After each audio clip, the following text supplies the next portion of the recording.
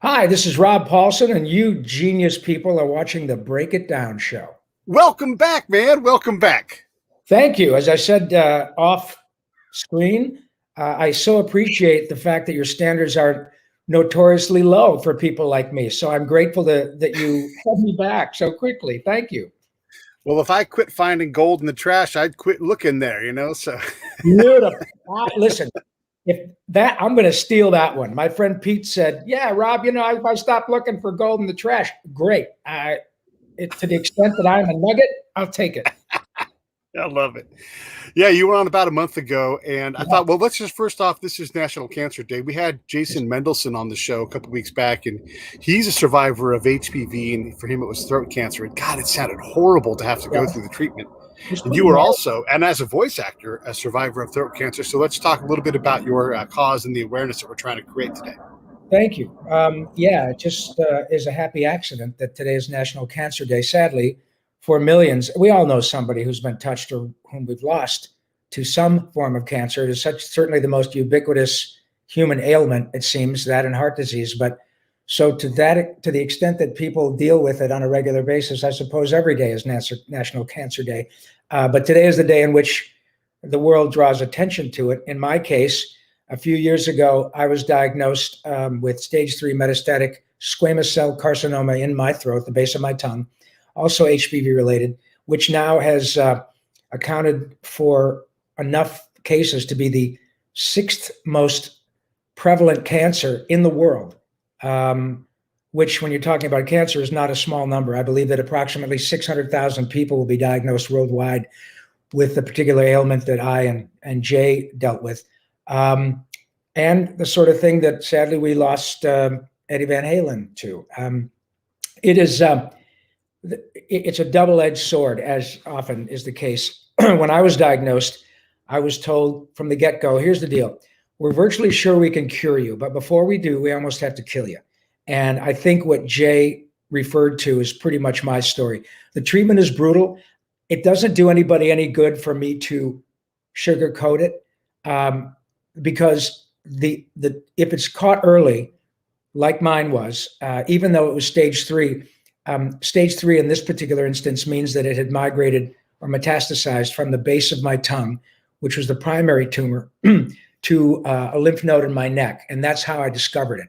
So there was probably a small walnut-sized lump and didn't bother me. I was still doing my gig. I can still do Yakko all day long, and it wasn't bothering me.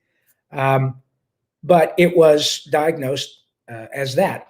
And it is very treatable, but the treatment can be pretty tough. In my case, no surgery. 10 years ago, they may have done a neck resection and gotten that lump out. But because your immune system takes a bit of a hit with the radiation involved, if they don't have to cut on you, they prefer not to. In my case, they didn't. They said, we're going to handle everything with chemo and radiation. I had 7 weeks of daily radiation and then concurrent chemotherapy. It took me probably a year and a half to get back to what is now Rob 2.0, my new normal. But I'm fine. I just had my 6-month checkup last week.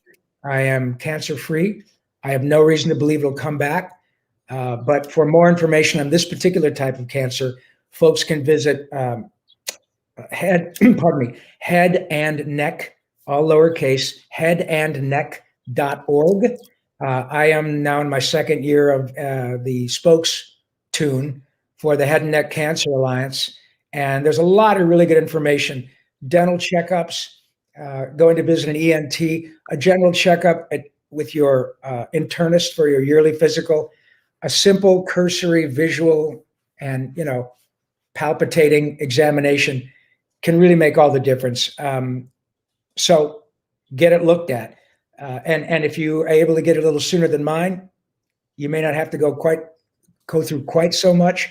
But the really, really, really, really important good news on National Cancer Day is that it's not, I'm not talking about remission. I'm talking about cure. And that's what they told me. They used the cure word. So that's what I focused on. And when it got really brutal, and it did, I said, look, dude, you're getting cured. This isn't like you're going to have to worry about this 2 months from now. Do what they tell you. And I'll be damned. Here I am. Here you are, and still able to act, and your job is with your voice. And so what a blessing. Oh, God. Well, yeah. And I have to be honest as well. When I specifically asked my team for the straight dope, I said, look, man, I'm not a 30-year-old young father with 2 kids who's worried about being able to see his kids grow up. Even if, honestly, Pete, even if the doctors had said, look, man, we're going to keep you comfortable. I'm really sorry, but just go home and get your stuff in order. I had nothing, Pete, about which to be that sad. It was more about my wife, my son, my friends. People would say, oh, Rob's gone. I wonder who gets his stuff, that kind of thing. But they didn't say that. And I was not a young man. I was 59 when I was diagnosed. And my concern, because I had just been literally the week I started radiation and chemo, that week I had literally been told that Steven Spielberg wanted to do Animaniacs and Pinky and the Brain again. And was I interested? Are you kidding me? Steven Spielberg, hey, Rob, are you kidding me? Steven, if you want me to detail your cars, I'm interested. So that's what really got my attention, was the fact that, oh, are you kidding me? Talk about that action, we make plans and God laughs. So all I could do was laugh and say, okay, well, this is going to be really interesting, hotshot. Yeah. If you can get through this, and you're still able to do your job at the same level, and Mr. Spielberg is willing to pay you all that money, Nerve, then you got a real story, because this is how you've made your living for 40 years, singing, acting, and, becoming a semi-regular on Pete's show as a result of your work. Hey, Doc, will I be able to do this? And they said, we're not sure. We know we can save your life. Whether or not you'll have the same vocal dexterity, we don't know. And that kind of got my attention, because on a personal level, like you, I am totally enervated by my gig. I love my job. I love what happens when I start doing this and your face does that. It just starts to smile. Everybody does that, including me. So that's what really got my attention. But the fact that you're able to, that you're kind enough to have me on your show and talk about it, and that I'm a voice guy and my voice is fine after really tough treatment, and I'm fine, and I'll die someday, but not from this. That's the story, because we don't know who's going to listen or watch your show down the road and say, right, man, I just saw Pete's show and he had this guy on, Ron Pullman, I don't know, guy does funny voices for a living. Hey, Dad, you got to see, or hey, Mom, check this out. This guy does this for a living, and you don't even have to worry about that. He's fine. So we got this. We can do this. And that's why my story is important. And I really appreciate you letting me share it.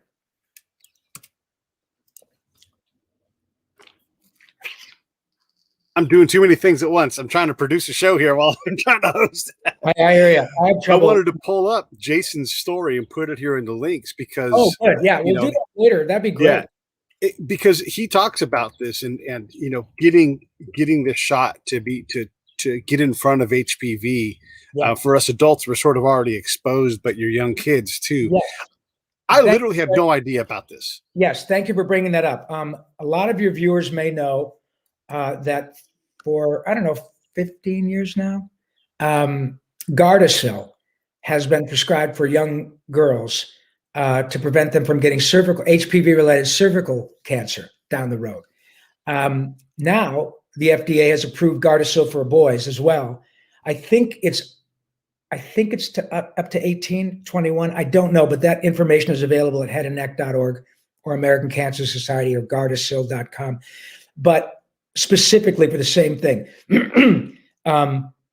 It is the sort of thing that virtually everybody will be exposed to. And a lot of people's immune systems handle it. The fact is, I could have contracted this particular virus decades ago and beat it more than once with my own immune system. But Gardasil for men, young boys and young girls has proven effective in preventing the HPV virus for doing what it did to me and Jay. It is obviously deadly, but the treatment ain't a walk in the park either. So if you can prevent your beautiful children from having to go down this road, it is absolutely worth something for parents to look at. Yeah. I completely understand the zeitgeist. I understand that people are always concerned, confused vis-a-vis vaccinations. But I'm here to tell you, Raphael, Donatello, Pinky, Yakko, Carl, Weezer, all of us are here to ask you parents, please at least have a look at it and talk to your pediatrician, because it'll be a really wonderful gift you can give to your children. You don't want them to go through this if they don't have to. Yeah, and I love that we covered the cancer thing up front because, we're not just going to talk about this stuff, but it is important. And literally, I knew that there was a kind of cancer that girls had to watch out for that was preventable, and that was really where my knowledge stopped. Right. And yeah, we had Jay on. It was fascinating to hear him talk about this, and that's completely preventable, and yet it's so pervasive in people that you'd want to do this for your kids. You'd want to. You would. And like I said, I totally get it. People are going, people.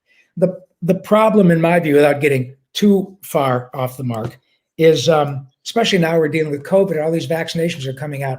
And as we've seen, and sadly we view it every single day in the news, there's so much false information out there about pretty much everything. So in this case, it's not about politics. It's not about anything that is whatever. It's not a small thing. There is really, really, really excellent real-time information out there about vaccinating your children against HPV-related cancers. So please do your due diligence as you normally would, being a good parent, and make a decision with your spouse or with your pediatrician, and really have a look at it, because whatever side effects there are definitely worth asking about. But I'm telling you what, after I've seen the side effects compared to what I went through, I said, I'll risk it. Yeah. But anyway, thank you very much for letting me speak my piece. So last time we talked about my idea about cartoon characters that sing songs and do covers, like Kermit the Frog singing, Hurt and that kind of thing. And it's a hilarious concept to think about what those things might do, just Droopy Dog singing Killing in the Name of, or whatever, right? Killing me softly with his song, killing me softly with his song, telling my whole life. I don't even do Droopy Dog, but I can. Right. Yeah, that's about as bad as my Droopy Dog is. Yeah, well, that's okay. Unfortunately, nobody gives a damn about me doing it. All you got to do is have your little, when you say B's and D's, it's droopy in the back of your throat. And hey, I should do this for a living. And then I thought about the idea of aging these characters that never age. Like, what does Carl Weezer become? At 42. Great question.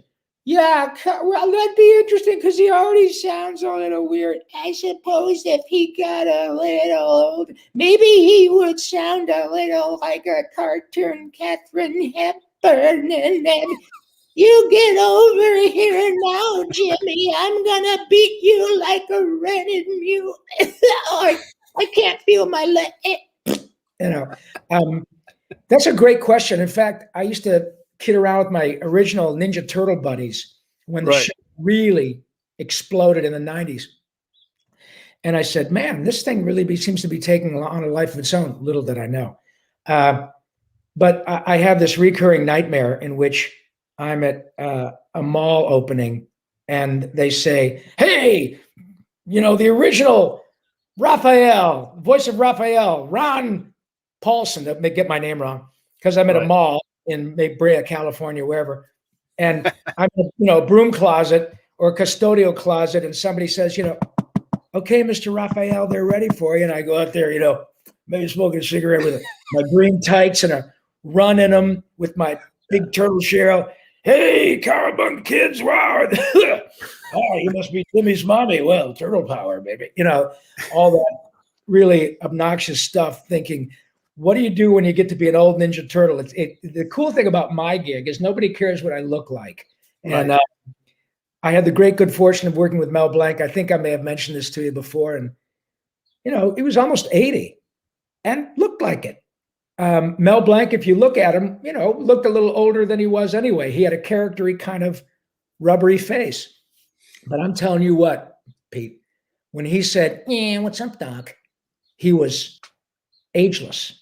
Yeah. And I was the one who, boom, went right back to being a 10-year-old. I mean, it was, to this day, when I explain it, I get a little bit of, I can't believe I got to do that. It was a remarkable experience. So that's the glory of cartoon characters. And you can do whatever you want with them. I love the idea of Carl Weezer. I got a prostate like an Idaho potato, and I'm sick of talking about it. Right. And then, like, if you go to someone else's event, like we're middle-aged dudes, and they're like, "Hey, come to our HPV cancer event." Yeah. And you go, you sit down, and David Foster and the band are playing the hits up there. But you have, Pinky, Roger Rabbit, all these characters that can't sit still for 2 seconds, and they're at the event. Great idea. In fact, and people get their money's worth when they have me at their event, because I show up with half a dozen characters that everybody in the room knows, at least one of them. I remember a while ago, somebody sent me a question on my, I was doing my podcast years ago, and somebody said, "I'd really love to hear your characters sing," because I love to sing. I've been a singer longer than anything, and Animaniacs in particular had a ton of music, and I've done a lot of work for Disney and Universal and singing. So I had Pinky. I'm a big rock and roll fan. Huge rock and roll fan. So I had Pinky singing the Immigrant Song by Led Zeppelin. And I went, because, it starts out with Robert Plant saying, "Ah," which is easy to do. So I, "Down to the land of the ice and snow with the midnight sun and the hot springs glow, Nerve." And people love that. I thought, I could have Yakko singing an Elton John song. "It's getting late. Have you seen my mates? Tell me when the boys get here. It's 7 o'clock and I want to rock. Want to get a belly full of beer." I just would love doing that. So there is, in fact, with Valentine's Day coming up, maybe I'll have Carl Weezer sing Funny Valentine or Love Potion #9.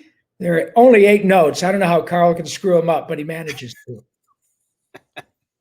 Yeah, he can never get back to the to the key. He can never be on key. He always finishes a somewhere. Key is locking a door. It's not music, right? I get it.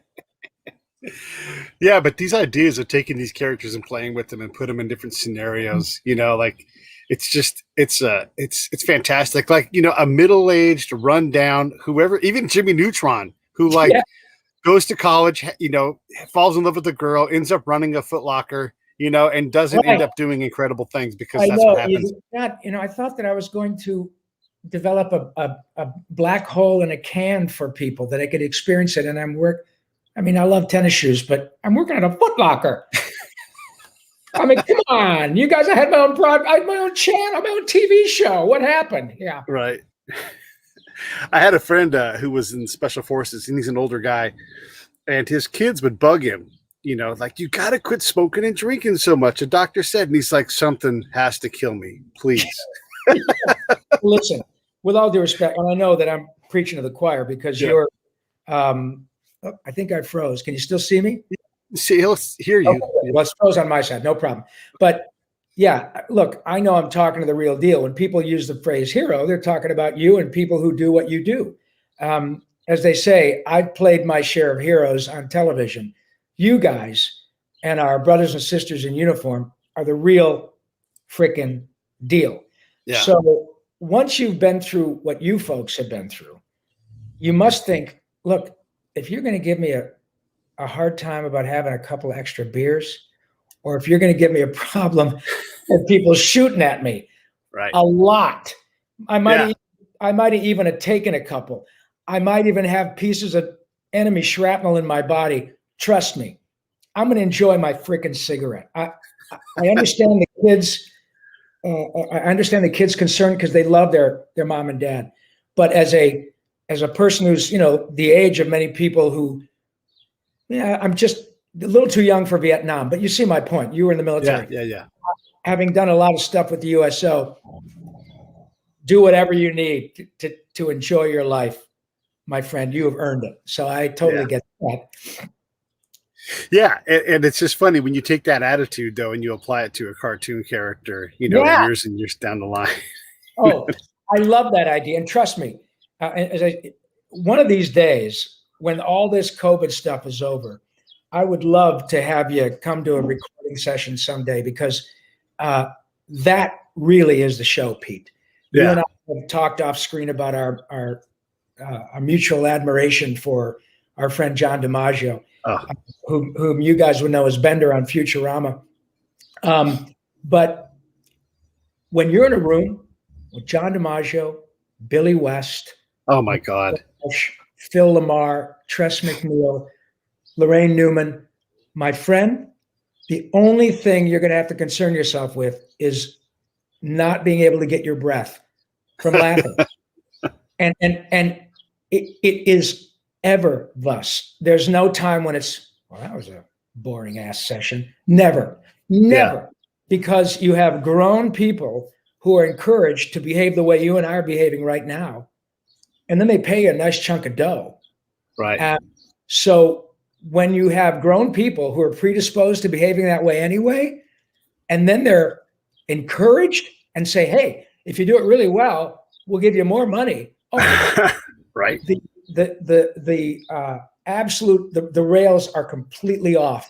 And this excitement that you hear me on this side of the equation is utterly authentic.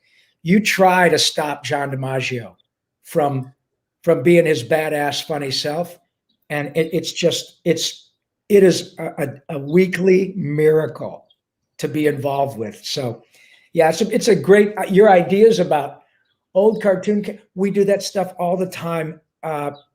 And maybe we should do it for real because we just do it just to take the piss out of each other. It's fantastic. Yeah.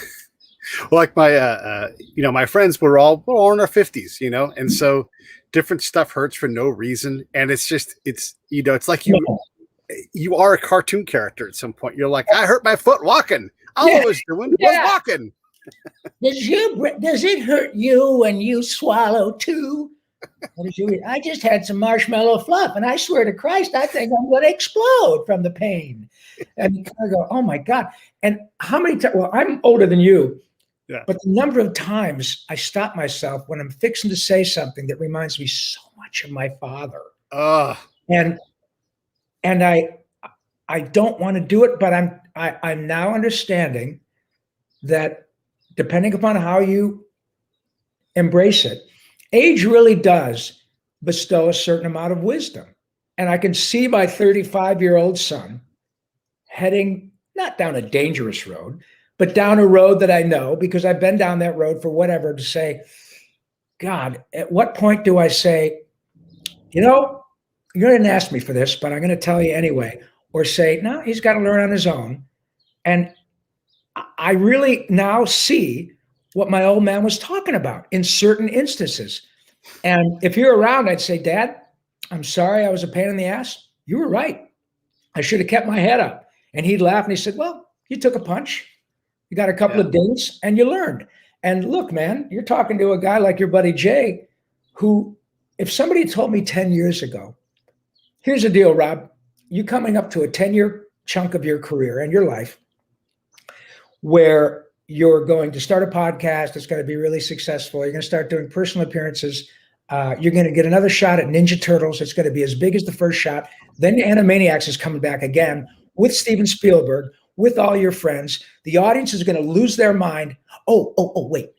But in the middle, you're going to get throat cancer. So off you go. Yeah. I would have said, wait a minute. Back up. Throat cancer? So no one gets out of here without a couple of dings, and I find myself trying to warn my kid and I sound like my old man. Yeah. it's you know what I'm gonna do? I'm gonna kick you out and see if we can get you unlocked. So come right back, and I'll cover for you in the meantime. Okay. You want me to just close my thing? I'm gonna kick you out and then just come right back in. You'll see. I'll stay right here. Okay. All right. So while we work on getting Rob back in so we can see and move around and everything, just everybody know we appreciate you here at the Break It Down Show. Rob should be back in a moment. 5 live episodes a week at least. Usually I say yes to 2 or 3 extras, and so that always happens. And so just bear with me while we get Rob back in. That stuff about Jason Mendelson, you see that streaming across the scrolling across the screen. Got a lot of S's. You can always check that episode out on YouTube. Just type in Jason Mendelson, Superman HPV, and then Break It Down Show, and you should have him come right up. That then you can learn about HPV. Again, you guys probably all know about it, but I had no idea. When you've been gone a lot during your adult life, I haven't done dishes as much as you. I haven't done laundry as much, and so I also didn't know about HPV. A lot of you probably know, but just in case, definitely work on that, and then definitely go to Rob's. He's the spokes character at headandneck.org, and that's where you can look at head and neck cancer. And since today is Cancer Day, we'll raise some awareness for that particular kind of cancer. Another thing I can tell you about is just today, a little earlier today, we posted officially the 900th episode of the podcast. That was with Jason Piccolo. And so that's another fun milestone. We've actually recorded about 50 extra episodes on top of that. So we're somewhere north of 950 on our way to 1,000. But that's just an update. Hey, Rob, welcome back. Hi, I'm back. Yeah. Okay. I'm a little bit older now and everything hurts again. So we're back where we started. Yes.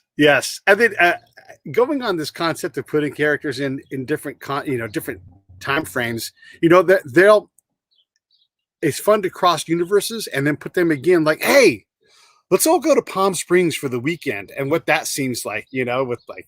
Well, and that's the thing about when we talk about guys like John DiMaggio, Tress MacNeille, Lorraine Newman, Nancy Cartwright, Bart Simpson, Harry Shearer, they're all really solid improvisers. Billy West, right. Who's my buddy Maurice LaMarche, who's the brain, Muffin the brain, really solid improvisers. So, I mean, we take any scenario and just start to run with it. Johnny DiMaggio and I, in fact, we did a really fun thing years ago, and I used to do my podcast live at the John Lovitz Comedy Club at Universal City Walk.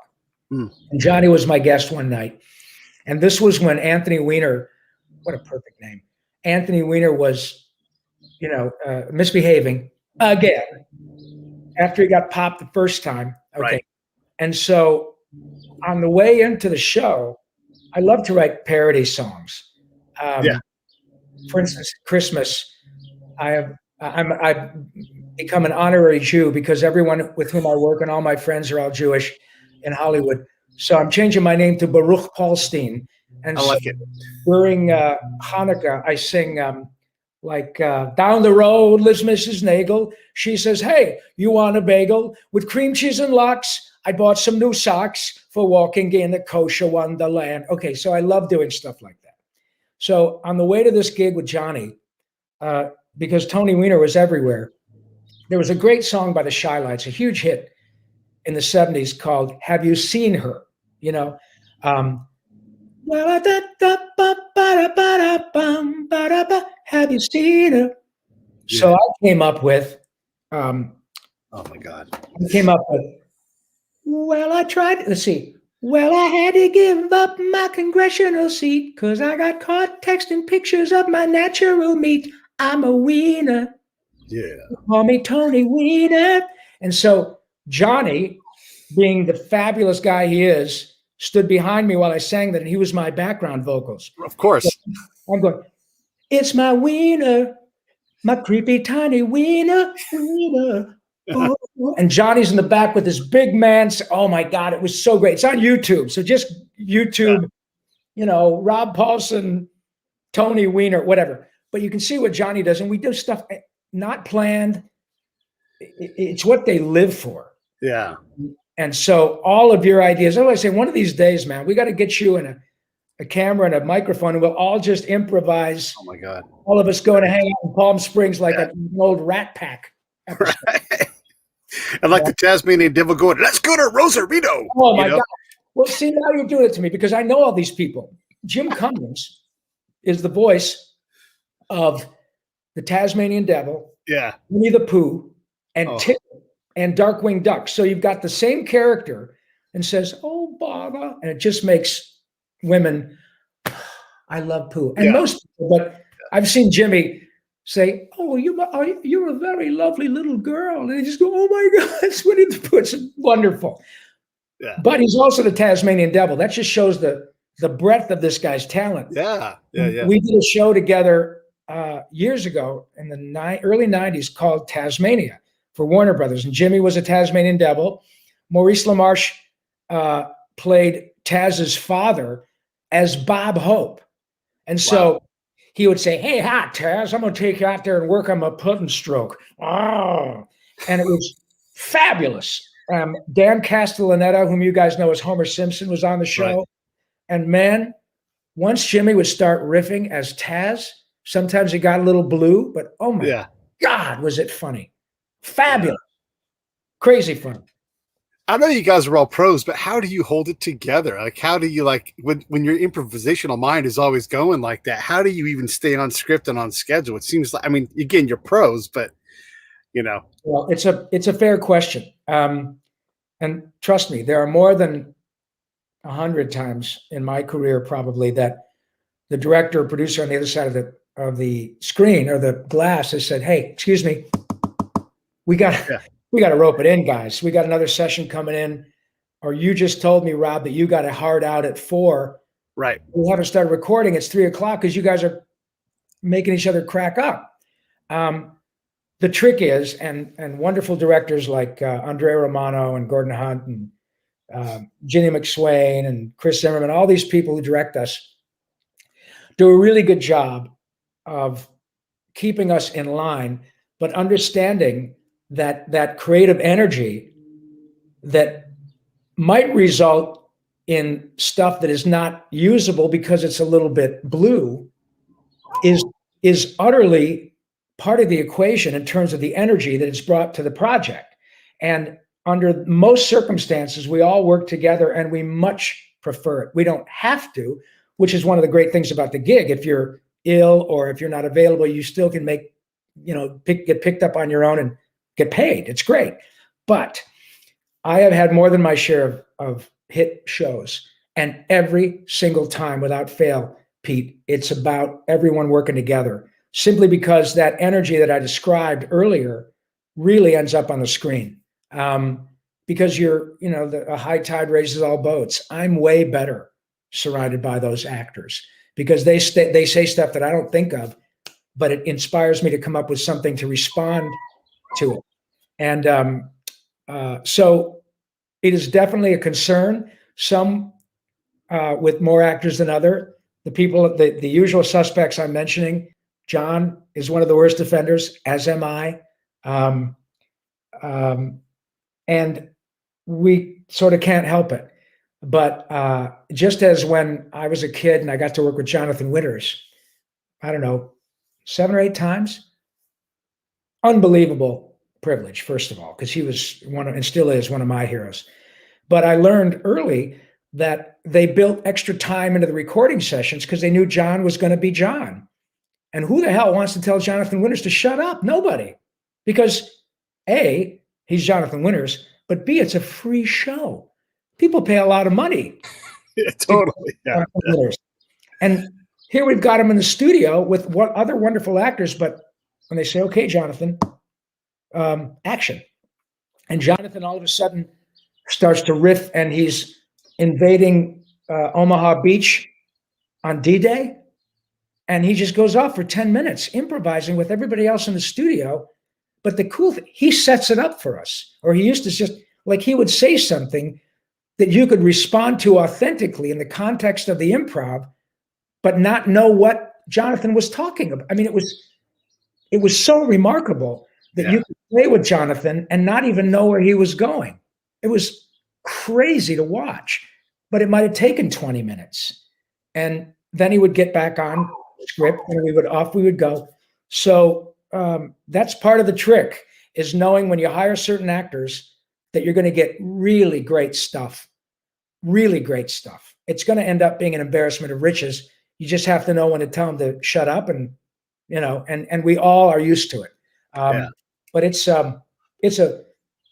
I'm telling you, I am reminded every single day. That's why I wear long sleeves all the time. I pinch myself because I truly, honestly, Pete, I cannot tell you the level of gratitude, certainly for surviving my cancer experience, but to be able to do this as long as I want to do it.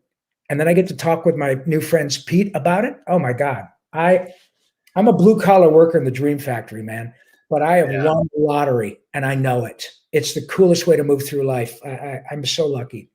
Yeah, like you can see a lot of other cool things. Like when I was in the Army, I was a spy. And so I'd look like I could go become a Green Beret, or maybe I'll become a SEAL or fly helicopters. Yeah. But I already had such a great gig. It was like, there was no better gig. Travel writer. Okay, great. But I'd rather do this, Sure. Yeah. It's the same with me. And well, it probably is the same thing in any endeavor that is worthwhile. Certainly yours endeavor, might have saved my life. So I appreciate what you and your compatriots do. You're the best of us. But I live that axiom in Hollywood that luck is when opportunity meets preparation. So when I left Michigan in 1978 to move out here full time, I had done as much as I could do back in the Midwest, touring with live acts, doing stage, itinerant theater, traveling around the country. And so it's time to come play in the big boys pool, big kids pool. But by doing so, I put myself in a position to get lucky. I had no idea that my career would take the path that it has, because I came out here ostensibly to do live action music like pretty much everybody else.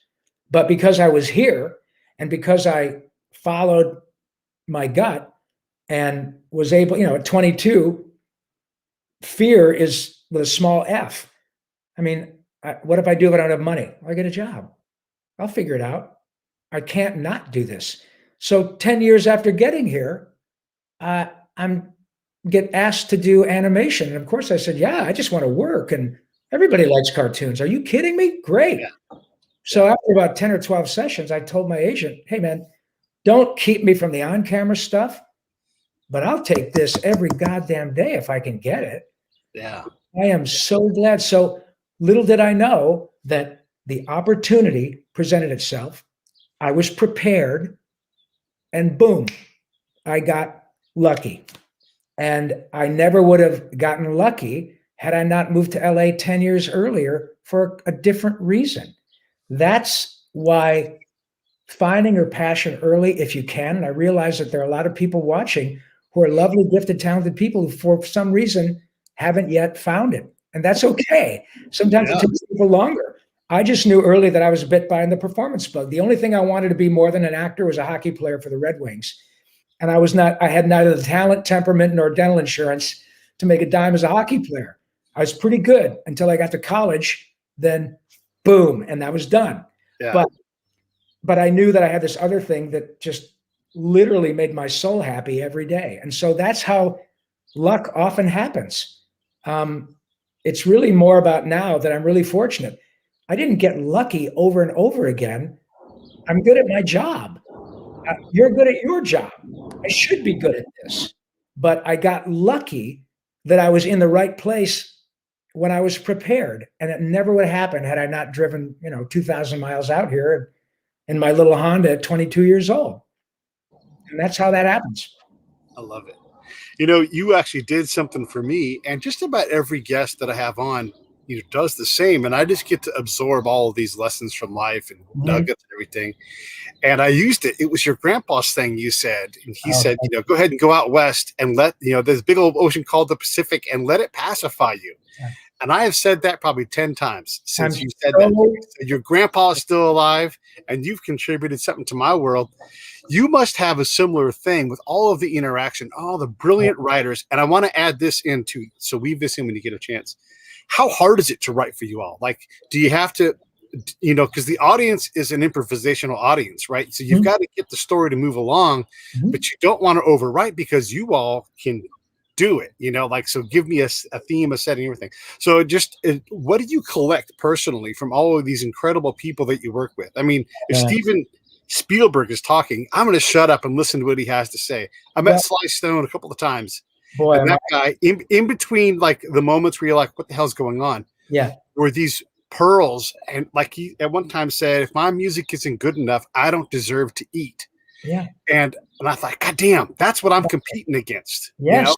You got to be prepared. You think all in is the stuff on the table? No, it's everything, And so talk about that, and then also the writing thing if you get to it. Man, you have really,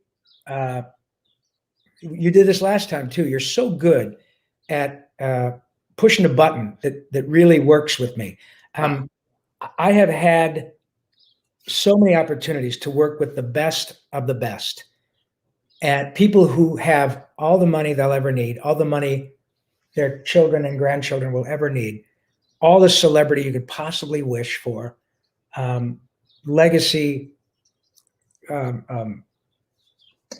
credibility, everything. Everything. Who could behave any way they choose. And they choose to be kind, empathic, thoughtful, complimentary. And it is a recurring theme, and I can give you a couple of examples. I mentioned my desperate love of hockey. My hero, my idol as a kid growing up in Detroit was a guy named Gordie Howe, who is Wayne Gretzky's idol and the hockey player's hockey player. Number 9. So as a kid, and I still have the first autograph I got from Gordie at age 13 on the back of a father-son banquet at the hockey rink in Flint, Michigan, where I grew up. And Gordie came to be the speaker, and he's Gordie freaking Howe, right? So cut to years later, after I'd moved out here, I'm a hockey player. So I got involved with a group of actors out here, actors and writers who grew up in hockey. And we were able to get together and go play the old timers of National Hockey League teams to raise money for charities, virtually always geared around children. And of course, because I was a hockey player and I could skate backwards, at the time it was Ninja Turtles, and I could be very helpful. So we played a lot of different games. The first time I got to play with the Detroit Red Wing old timers at Joe Louis Arena in Detroit. And I'm standing on center ice with Gordie Howe. Gordie says to me, "Hey, fella, you're the one who's the Ninja Turtle, right?" I said, "I sure am, sir." He said, "My grandkids are Ninja Turtle fanatics." So we just hit it off. I was a left wing forward, and Gordie was a right wing. So I was playing opposite Gordie. So I'm on a line with Alan Thicke, God rest his soul, and I think it was Danny Gare, who used to play for the Red Wings and the Buffalo Sabres. Great old hockey player, but I'm on a line with Danny Gare and Alan Thicke. And I'm playing left wing opposite Gordie Howe. So the puck is dropped. Alex Delvecchio, another one of my heroes, another Hall of Famer, used to play for the Red Wings, is playing. This is the line I'm opposite. Gordie Howe, Ted Lindsay, and Alex Delvecchio. Number 7, number 10, and number 9, respectively, all of whom are in the Hall of Fame. And Alex is still alive. Gordie and Ted have gone to that big rink in the sky. But anyway, my parents are there. I'm on the Red Wing, the logo, at Joe Louis. Puck is dropped. Alex wins the faceoff, shoots it into our zone. We go back to set up to take it out. Gordie Howe trips me, then sits on me and puts a stick across my chest and says to me, and I've got a photo of it, that you see me smiling with Gordie sitting on top of me, and he says to me, "You effing turtles aren't so tough." I did what you're doing. I thought, God, just if you could cut me just 4 or 5 stitches, I could say, right? Okay. So it was, I'm in the club Mr. Hockey, my idol, is making an effort to befriend me. Yeah. Okay. So we became very fast friends, and Mrs. Howe as well. Cut to about 3 years later. It was Gordie Howe's 65th birthday tour celebration. And so Mr. and Mrs. Howe invited me. I promise the story is worth it. Invited me up to play in a softball game in the summer to raise money for a children's hospital and sign Ninja Turtle stuff. Please bring your stuff. By this time, I'm doing Animaniacs, so I had more to offer. And Gordie said, hey, Robbie, we're going to sign autographs. So he always made sure I sat next to him. I mean, it almost makes me tear up. The way Gordie treated me and treated my parents, and I'm sure did this to many others, it's that what I'm talking about, how the best of the best behave, regardless of how they could. He had me sit next to him, and this is where Gordie Howe went from being my idol to my hero. And there is a difference. I had been signing autographs for probably an hour and a half, and all stuff of my characters, and Gordie was signing everything that wasn't nailed down. And a young man walked up after an hour in line, and Gordie signed a puck for him. It was very pleasant. And the young man, it's about my age, looked at him and said, oh my God, thank you so much, Mr. Howe. This was so worth it. I'll bet your hand is getting tired. And here's what Gordie Howe said after probably, literally, Pete, his millionth autograph in his lifetime. Right. The guy played professional hockey till he was 52. Gordie looked at this young man, and this is where I learned how to behave if you ever achieve anything resembling celebrity. He put down his Sharpie and he said, not at all, son. I've worked way too hard for this privilege. Now, that's really a big deal. Yeah. Gordie Howe never lost sight of the fact that when all is said and done, he was a farm boy from Floral, Saskatchewan, who somehow lived his dream of playing in the National Hockey League.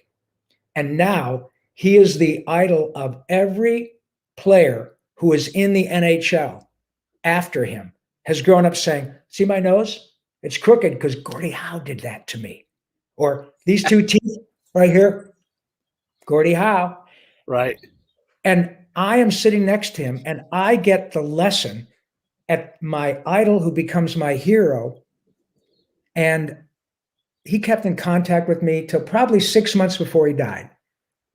But I will never forget that. And I have now been able to use that absolute thing like the Pacific Ocean that my sweet grandfather gave me to many who have literally said, hey, thanks for hanging out, Mr. Paulsen. I heard you missed your plane. And I'm not saying this because I'm special. We all do it. How dare we not do it? A young man or a young woman who comes in and, oh, I'm sorry, I missed it. You're leaving. Well, that's all right. We'll figure it out. And somebody says, Rob, your plane. I'll get another one. Yeah. But that young man or young woman will never forget this exchange. And I learned that that's how you behave. Yeah. And so I've even said, are you kidding me? It's my pleasure. I've worked too hard for this privilege. And I just immediately wink at the sky. And I have one more that I got to share with your audience. It won't be as long. Please. But Steven Spielberg. I don't even have to go over why Steven Spielberg is who he is. Right. But here's who he really is. I am now in my 6th unique circumstance working with Mr. Spielberg.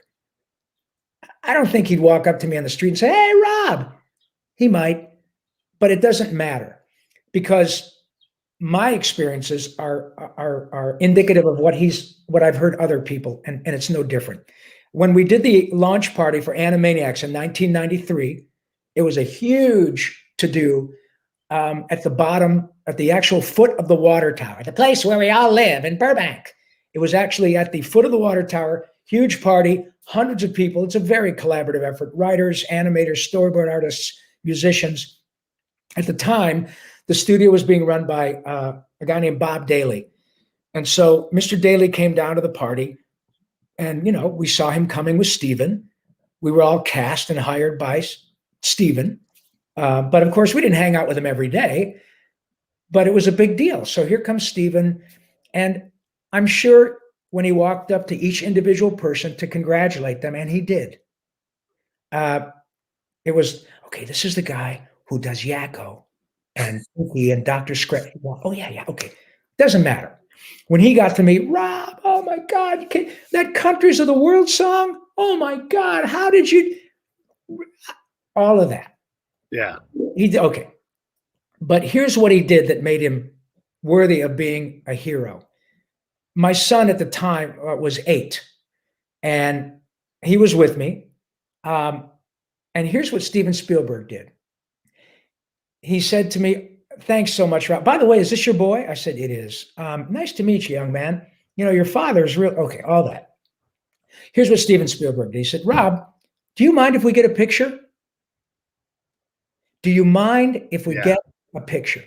He knows that everybody wants a picture with him. Right?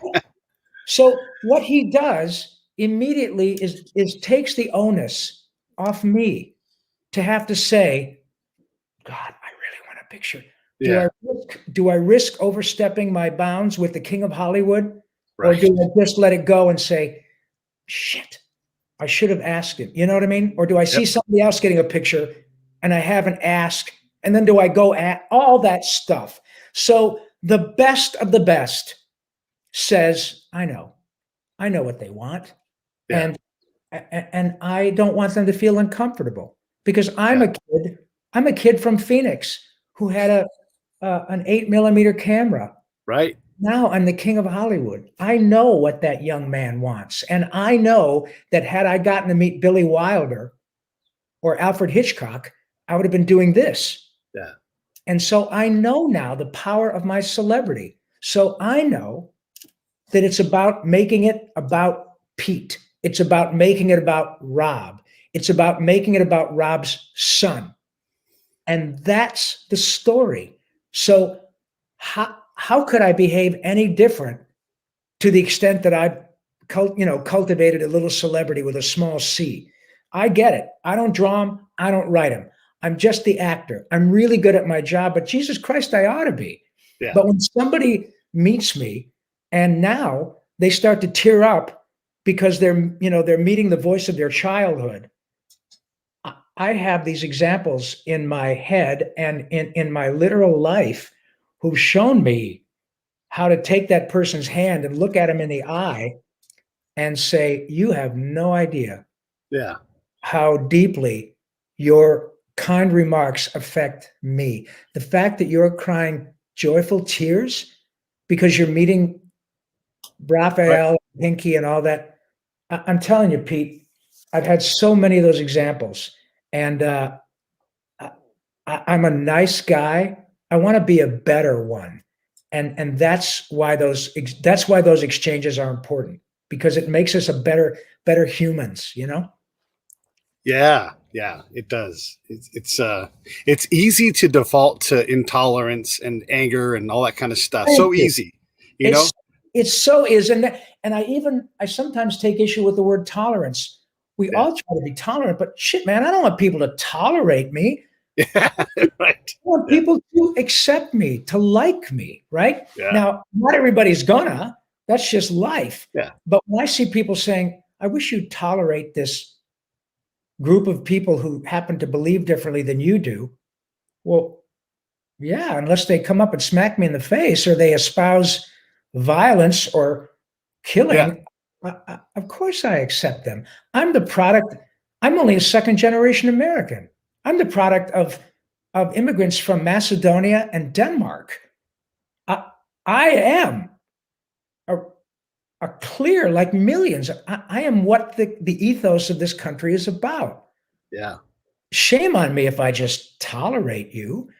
Tell me about you. Let me learn a little bit about you. I like it. Is that what you do on Christmas? That's really fascinating. I do this, you do that. Wow, you love your children just like I do. I don't want to tolerate you. I want to embrace you. You're an American. And so, yeah, I am absolutely, I think that's why we're getting along so well, because you get it.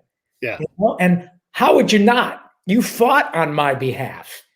Nobody gets it more than people in our uniforms. It's a privilege to speak with you. Well, ultimately, I made friends on your behalf, because my job was to understand the condition of the people out there and bring back the stories from what happened to them so we could do a better job at being their partner.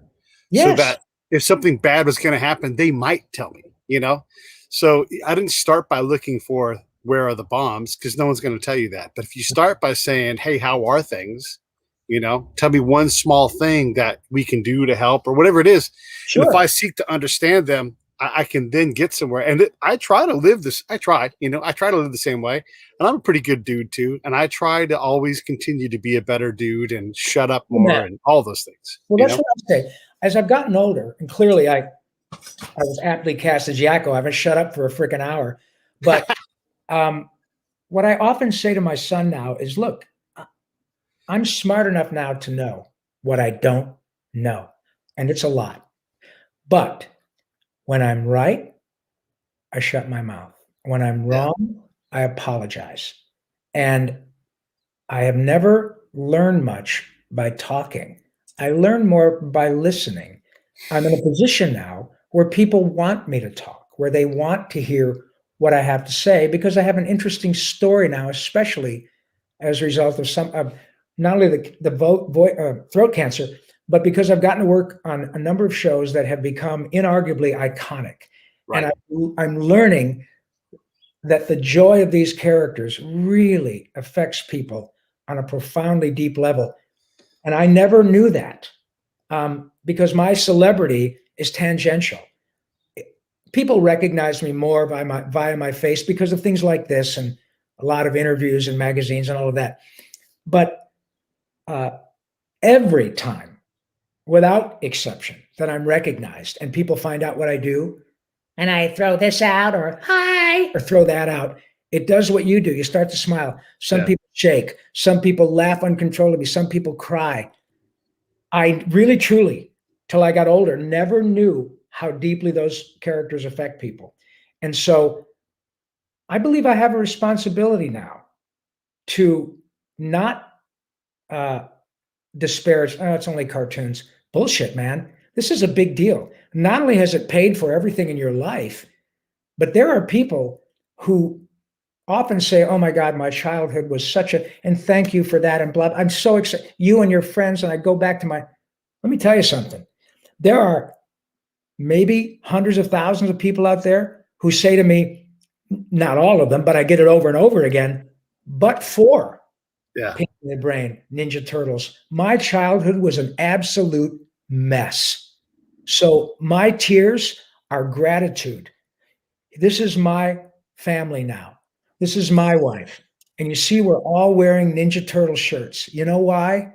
Because, Mr. Paulsen, I was in the foster system from the time I was 6 months old. I will never meet my parents. And I went to 6 different homes between 6 months and 18. And it was really hard. But every time I went to a new home, there was a television.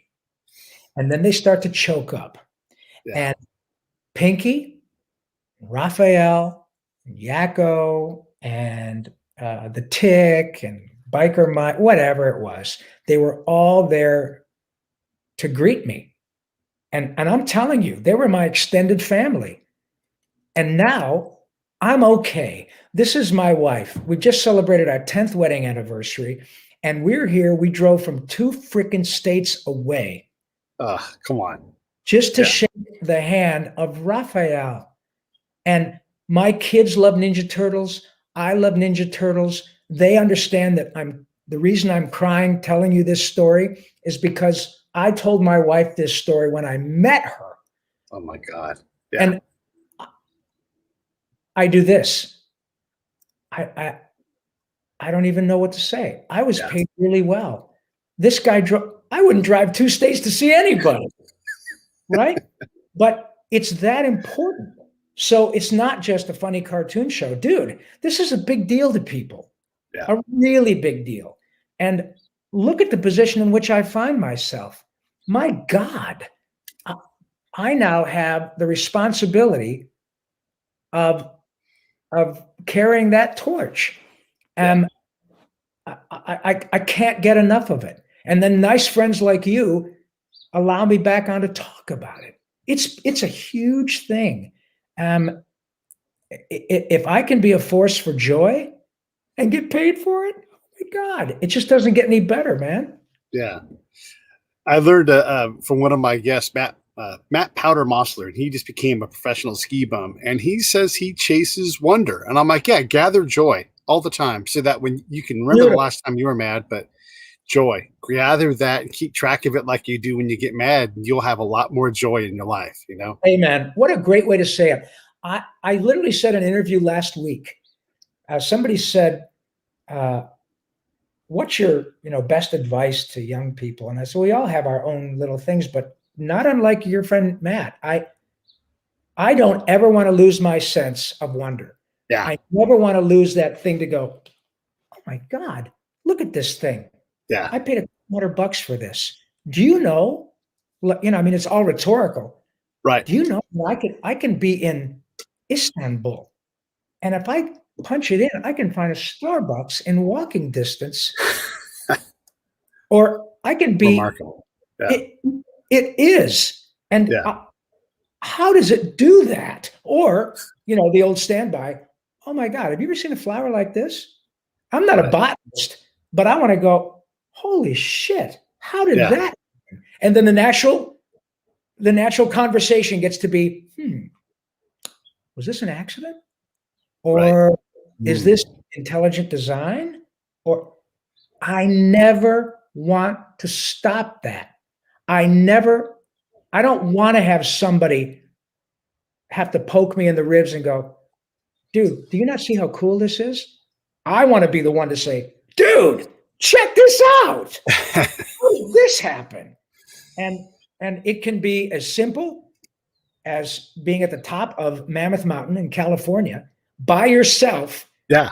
Going, oh my God. I am up here by myself, and those are the Sierras. That's Nevada as far as I can see. And this moment right now is something I will never forget.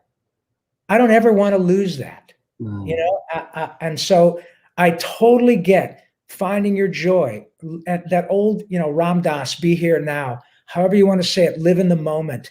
It is not as easy as it sounds. We all look at past experiences, divorce, financial issues. God, I wish I hadn't, all of that. You know what? Even God can't change the past, period. Even God, whether you believe or not, even if you want to use God as a metaphor, cannot change the past. Spilled milk, whatever, wasted energy, all of that is true. It's done. It's over. Okay.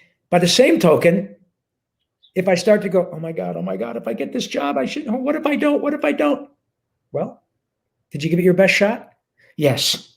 If you had to audition for another hour, could you have been any better? No. Okay. So you know what you should do? Be here now. Yeah. Be here now. The last audition that you screwed up, over.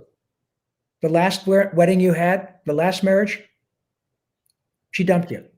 It's done. You just met what you think is the now person of your dreams, the man or woman of your dreams.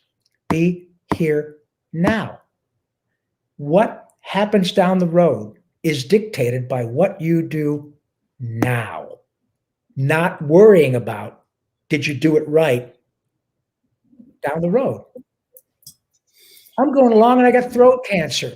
We don't freaking know. So be here now. But it's not as easy as it sounds because of the pressures of life.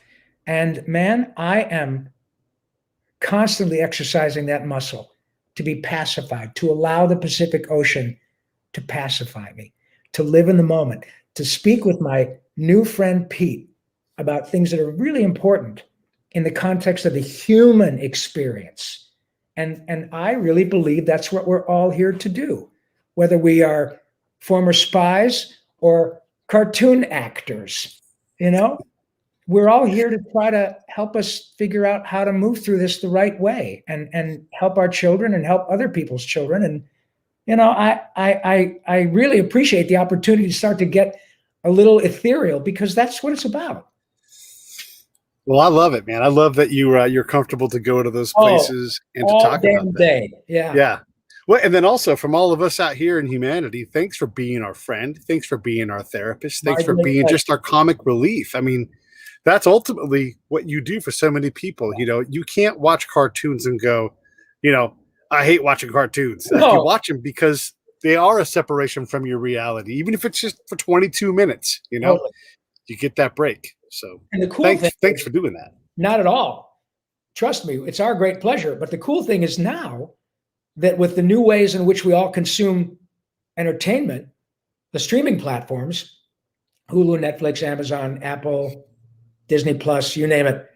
Now, because we're not beholden to advertisers. Don't get me wrong, I appreciate advertising. Yeah. I've been involved in a lot of it, but a 22-minute show on Hulu is now 30 minutes. That's right. Because they don't have to worry about whether or Yeah. not they sell any cereal or action figures. Yeah. So a creator, Pete Michael can pitch a show to Hulu, and they'll say, yeah, great idea. How much is it going to cost? Well, I figured $25 million. Great. Okay, we got the money. Off we go, and hire your staff of writers. So we're going to give you 13 half hours. By the way, Pete, that's 13 30 minutes. It's not 13 Yeah. 22 minutes with 11 That's minutes true. of commercials. That's fantastic for both sides. We're living in a time in which creators are unfettered often by whether or not it fits with the advertisers, and the consumers are able to watch 30 minutes of The Crown or Animaniacs or Mandalorian. Yeah. It's an amazing time to be alive. So be here now, dude. Okay. It's even a little better than that, because you don't have to even be on Hulu. You can go out and shake down your friends for $10,000, make a movie, have your own. So like when someone's like, well, we don't want to see you because you don't have a big enough audience. I can build my own audience. I don't need you for You that. don't need it. Yeah. And you can go and do your own show with 10 large, which this day and age, this camera is HD quality.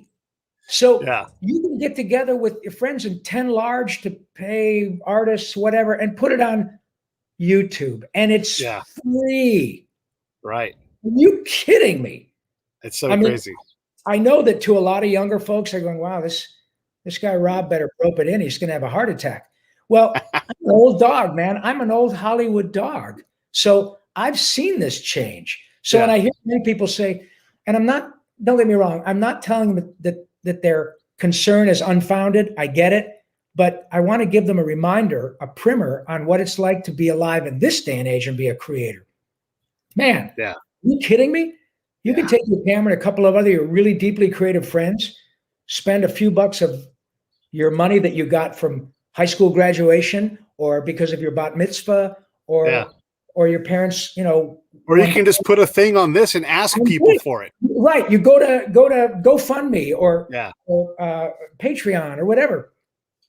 And then you get together and you put together something that's really a killer 15-minute sizzle reel, and you can blast it out on a free platform.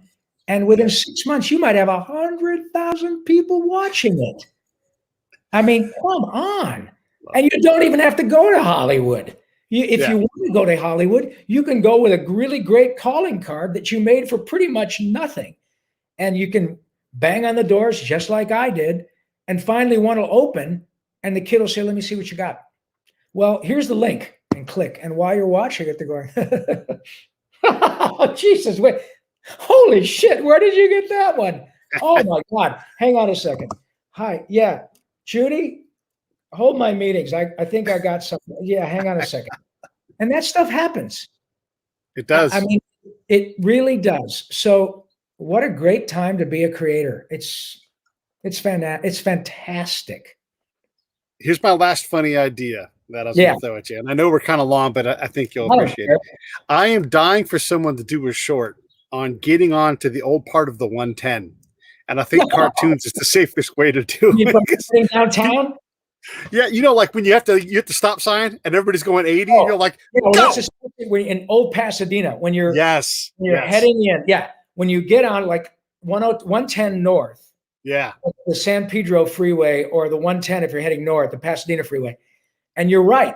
There's a merge lane where you go like under bridges, and there's like this one lane designed for old cars from the 20s and 30s, because that's how old that freeway interchange is. Yeah. And all of a sudden you're trying to merge on the 110 north to go to Pasadena, and you're merging with 2021 automobiles. Yes. And it's terrifying. Yeah. I mean, your Prius might be able to go, 100 miles an hour. Sorry. Yeah. So you're merging on with a bunch of people going 70 miles an hour. Yeah. From a stop sign. Yeah. It's pretty remarkable. Fortunately for me, I'm a sports car gearhead, and I've got a car that can handle that. But man, if you're driving in the car that got you out here and it happens to be, a 2005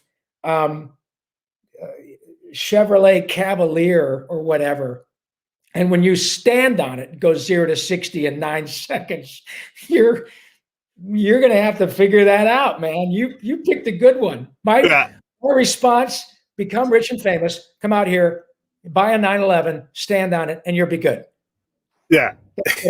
Should I had you for an hour? Thank you so much for coming on. Oh, we'll have to do this again. My pleasure, buddy. It is so my pleasure. You're the only one of my new friends who have been kind enough to call me back in a month. But I am yours anytime, my friend. And I really do consider this a privilege. And one day I hope to shake your hand and thank you for your service on my behalf in person. Stand by. I'm going to roll this video. Hey, thanks for watching the show. I really appreciate it. Right here, you can subscribe. Please do that. It makes the show grow. Hit that notification bell so you know which incredible guest is coming up next.